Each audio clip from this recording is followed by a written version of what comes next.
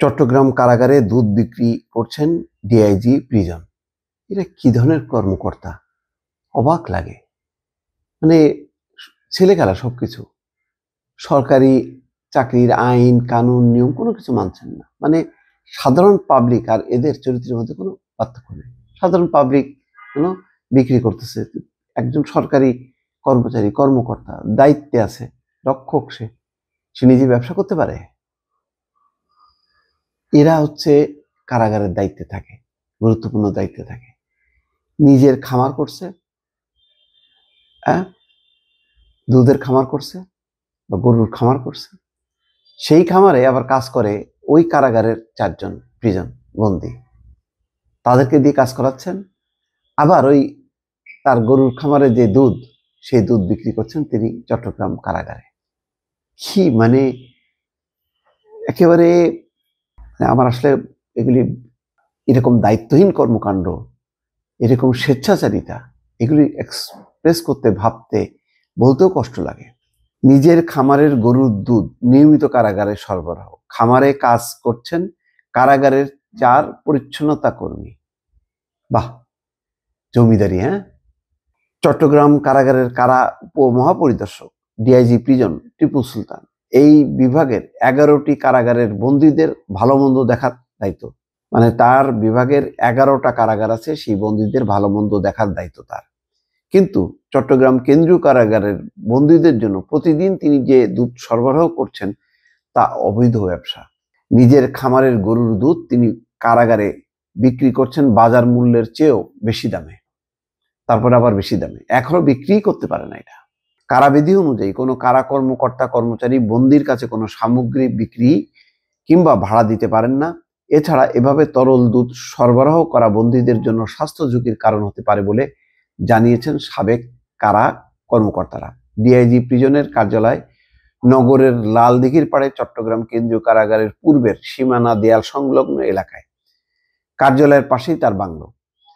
বাংলোর সামনে 13টি গরু বছর পালন করেন তিনি। এগুলো দেখভাল করেন সরকারি বেতনভুক্ত কারাগারের 4 পরিচ্ছন্নতা কর্মী। কি মজারে মজা!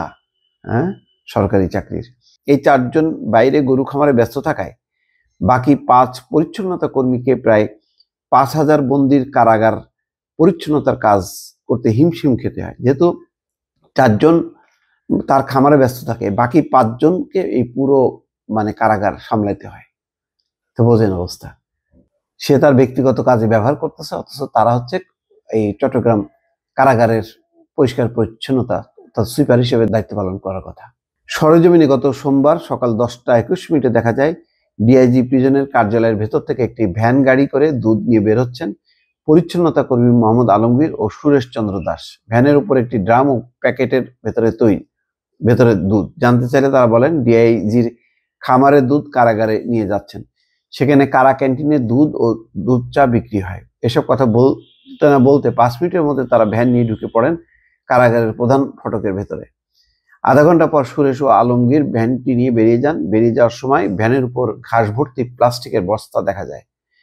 গত বছরের 26শে নভেম্বরও একই চিত্র দেখা গেছে। সেদিন পরিচ্ছন্নতা কর্মী সুরেশ ও আব্দুর রশিদ ভ্যানে করে ড্রাম ভর্তি দুধ নিয়ে আসেন কারাগারের ডিআইজি প্রিজনের বাংলো থেকে। জানতে চাইলে আব্দুর রশিদ বলেন, এগুলো স্যারের খামারে দুধ, বন্ধুদের জন্য কারা ক্যান্টিনে বিক্রি করা হয় লিটার 100 টাকা। ডিআইজি প্রিজনের কার্যালয়ের সামনে সড়ক সংলগ্ন মার্কেটে বেশ কয়েকটি হার্ডওয়্যারের দোকান আছে। গত সোমবার 5 জন দোকানদারের সঙ্গে কথা হয় প্রতিবেদকের। তারা জানান প্রতিদিন সকাল 10টার পর ভ্যানে করে ড্রাম ভর্তি দুধ কারাগারে নিয়ে যাওয়া হয়। ডিআইজি প্রিজন কি বলছেন?